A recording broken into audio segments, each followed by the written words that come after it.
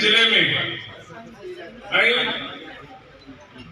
मूं समेत जेके वर्कर यकीनन भुट्टे साहब मां मुतासिर भी हैं। पीपल्स पार्टी के बानी चेयरमैन शहीद कायदे अवाम ज़ुल्फ़िकार अली भुट्टो की 96वीं सालगिरह मल्हाइण वाली तकरीब लाड़ हाल बदीनो में मुनक़िद कई वई, जैमें पीपल्स पार्टी के ज़िले क़यादत पीपल्स पार्टी के कारकुनन जियालन औरतन वडे अंग में शिरकत कई। उन मौके ते पीपल्स पार्टी के अगवान ज़िले सदर हाजी मोहम्मद रमज़ान चांडियो, जनरल सेक्रेटरी हाजी साईं बख्श जमाली, ज़िले चेयरमैन अली असगर हाले पोटो, मोहम्मद इस्माइल राहो, पीर नूरुल्लाह कुरैशी, मोहम्मद साले हाले पोटो, पीर मोहम्मद साले कुरैशी, हाजी ताज मोहम्मद मल्ला, सरदार हाजी रसूल बख्श Chandio, Mohammad Aslam Raho, Sardar Ghulam Soomro, Rais Abdul Ghafoor Nizamani, Farhan Ali Almani, Peoples Party ladies wing की मैडम साजिदा टालपुर ऐं ॿियनि ख़िताब कंदे चयो त शहीद ज़ुल्फ़िकार अली भुट्टो दुनिया जो मंझिल लीडर हो जे पंहिंजे मुल्क ऐं क़ौम लाइ जदोजहद कंदे शहादत माणी। शहीद ज़ुल्फ़िकार अली भुट्टो खे जंहिं तरीक़े सां शहीद कयो वियो कॾहिं बि तारीख़ बख़्श न कंदी। शहीद ज़ुल्फ़िकार अली भुट्टो सां पूरी दुनिया मोहबत करे थी। अॼु बि अवाम जे दिलनि में सिर्फ़ु शहीद ज़ुल्फ़िकार अली भुट्टो ई राज करे थो। हिननि चयो त हिन वक़्तु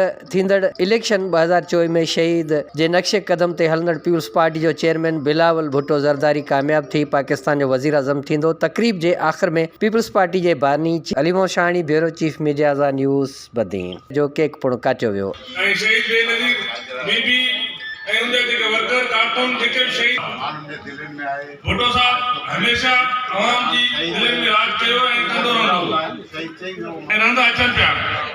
भुट्टो साहब हिकिड़ो जुनून हो, हिकिड़ो जुस्तजू हो ऐं भुट्टे साहब जी पार्टी हले पई ऐं इंशाअल्लाह गौर वीचार कनि था पिया।